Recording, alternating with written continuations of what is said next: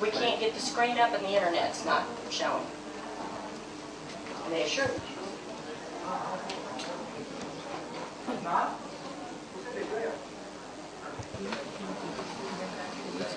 This is hooked up at the bottom. Yeah, you're going to have to use those screens.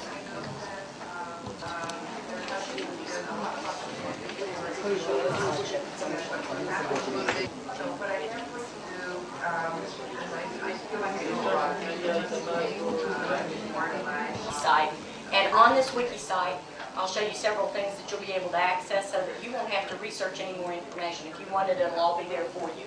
Now, the PowerPoint, saved as a movie, is located on my wiki site at bnu201cwilson@webpaint.com. So please leave your email address so that I can get that to you. For those of you that were in the session yesterday, you should have gotten an email about 2:30 this morning that I sent out after we got back after the wonderful gala event last night. And I was so wound up I couldn't go to sleep, so I sent you all your emails. Now, this presentation is about dialogue. We should be talking about things. And yesterday's group was great. We didn't have a choice. We had to talk because my internet connections didn't work. Now, the site will look, and this is, I put the slide in for just in case. So if we can't get to the internet, you'll actually, when you get the invitation, the site looks like this. And it'll have BSS conference presentation, C. Wilson Home. Over on the side, to the left here, it has an overview of the conference about the presenter, and then if you click on presentations, it will bring you down to all the presentations. Are you here to? Okay.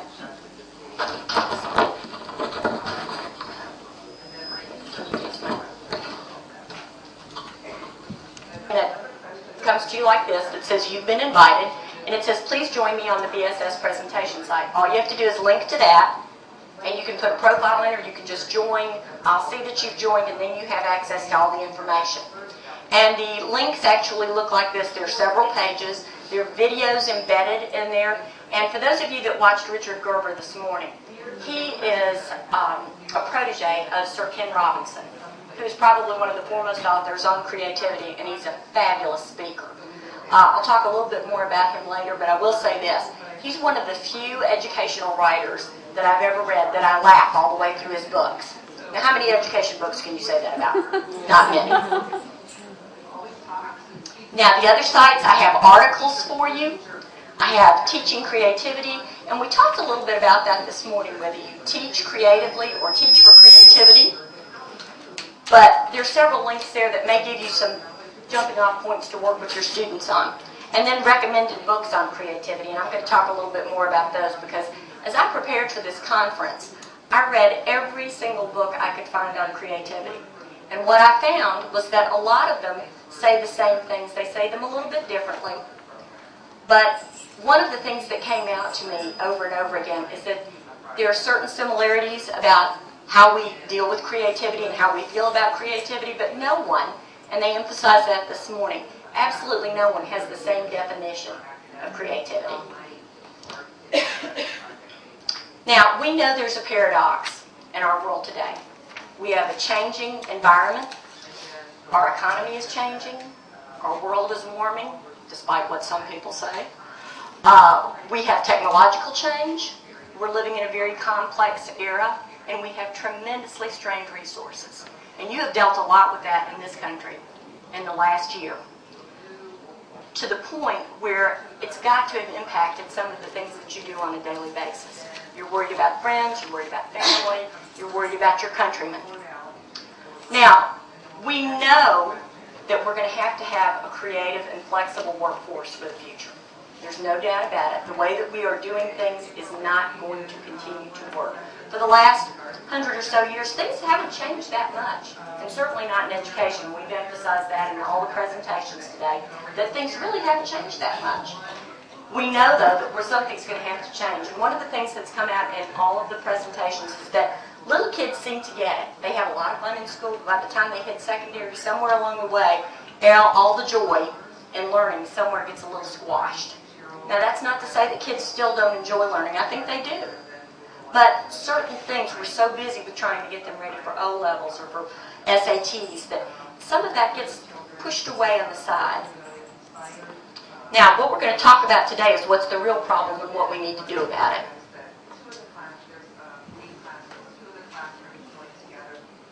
Now, I know in my lifetime, creativity has been maligned, it's been neglected, and when I first started teaching, many long moons ago,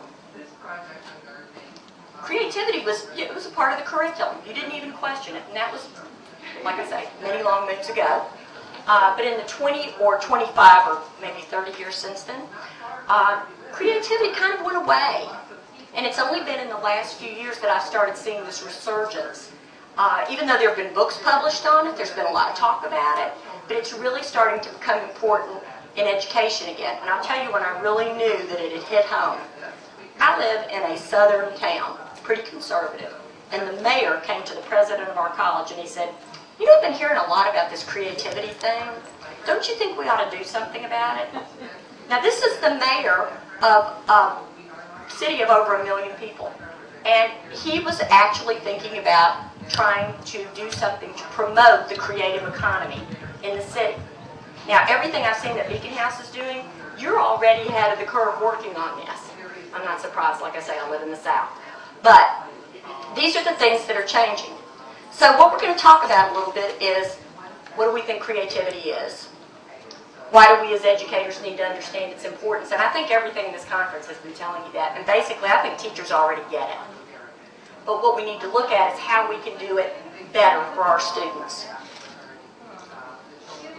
Now, there are all kinds of definitions of creativity, and I've got a few up here on the wall, but do any of you have any definitions or any thoughts about, just in the last 2 days, with all the workshops that you've been watching, what creativity really is? Anybody want to start? Ideas? Let's just brainstorm a little bit. Putting your thoughts or ideas into words. I'm sorry? Giving a shape to your thoughts and ideas. Okay, giving a shape to thoughts and ideas. Anybody else? Practically applied. I think it's individuality. All right, the individuality of a person. Practical application of the... Practical application of ideas. Grasping any concept in our own, his own. Okay, we're going to talk a little bit more about this, but I think from what, y'all have seen a lot in the conference, and I think it's kind of gelled some ideas.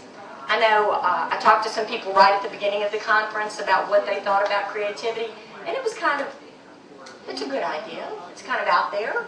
But I think everything that you've heard in the last couple of days has probably helped you think more about what you can be doing about teaching creatively and using creativity in your curriculum. Now, one of the foremost writers on creativity is Csikszentmihalyi. Now, every time I see this guy's name, he is, 1, 2, 3, the fourth bullet down. His name is a little challenging for some people, but he is a fabulous writer and talks a lot about the nature of creativity. And he's really one of the first writers who started talking about creativity and really pushing it. And then after that, a book came out that has changed the way we view our policies, our economies, and what we're doing in the world. And the name of the book was The World is Flat. And it's by Thomas Friedman. Have any of you heard of it? The World is Flat. I'm going to be giving you some of this.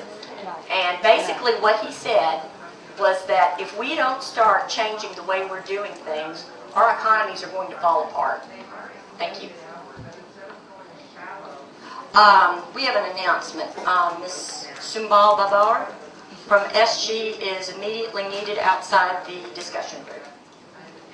The last name is B-A-B-E-R? Okay. And what he said scared economists around the world half to death.